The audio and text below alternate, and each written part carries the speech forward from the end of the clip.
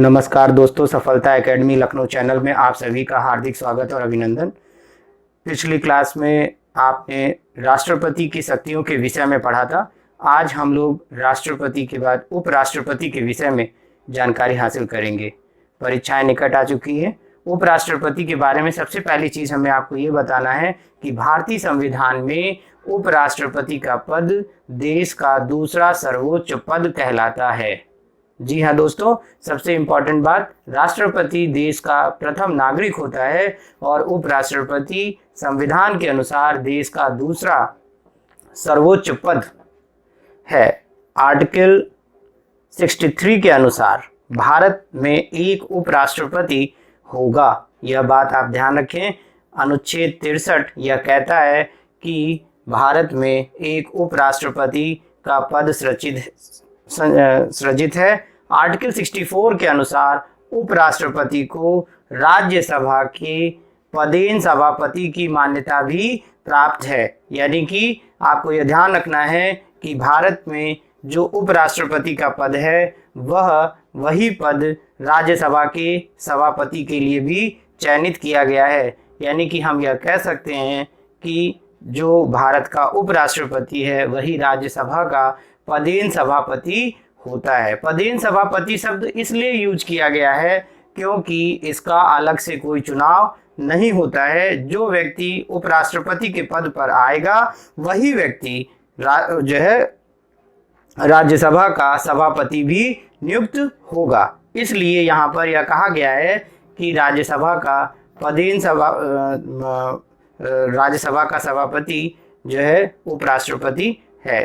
ठीक है, अगली बात अब आप जाने, उपराष्ट्रपति के निर्वाचन से संबंधित जो प्रक्रिया है उसका उल्लेख आर्टिकल 66 के पार्ट 1 में उल्लेखित किया गया है। यानी कि आपको यह बात ध्यान रखना है, अगर पेपर में क्वेश्चन ये पूछा जाए कि उपराष्ट्रपति के निर्वाचन की प्रक्रिया के संबंध में किस आर्टिकल में उल्लेख किया गया है, तो आर्टिकल 66 पार्ट 1 में उपराष्ट्रपति के निर्वाचन से संबंधित प्रक्रिया के बारे में कहा गया है। और इसके पहले हमने आपको ये बात बताई थी कि राज्यसभा का पदेन सभापति कौन होता है।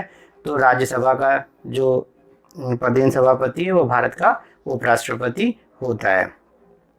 पदेन इसलिए कहते हैं क्योंकि जो उपराष्ट्रपति के पद पर होगा वही व्यक्ति यहाँ पर भी होगा। जिस प्रकार राष्ट्रपति का चुनाव होता है ठीक उसी प्रकार से उपराष्ट्रपति का भी चुनाव होता है।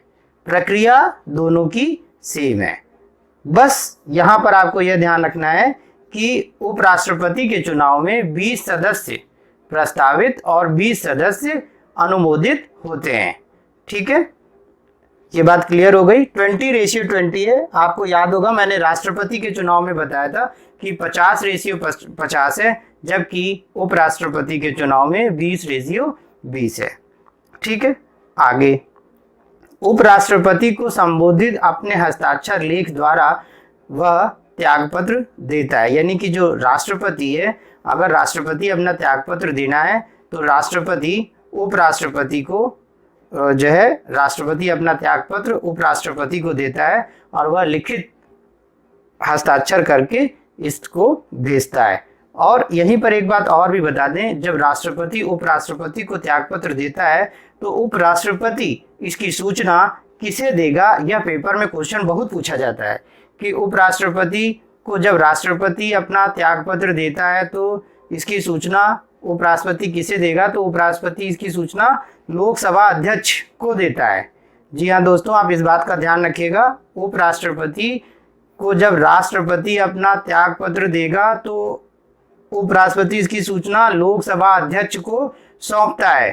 ठीक है, उपराष्ट्रपति अपने पद की अवधि समाप्त हो जाने पर भी तब तक अपने पद पर बना रहता है जब तक कि उसका उत्तराधिकारी पद ग्रहण ना कर ले। ठीक है, यानी कि उपराष्ट्रपति का कार्यकाल 5 वर्ष का है, लेकिन अगर उपराष्ट्रपति का कार्यकाल 5 वर्ष पूरा हो जाता है और जब तक नया उपराष्ट्रपति उसके पद पर नहीं आ जाता है तब तक के लिए वह उपराष्ट्रपति उस पद पर बना रहता है। ठीक है दोस्तों, अगली बात जानिए, जब उपराष्ट्रपति कार्यवाहक राष्ट्रपति के रूप में कार्य करता है तो भी उस पर महाभियोग की प्रक्रिया चलाई जा सकती है।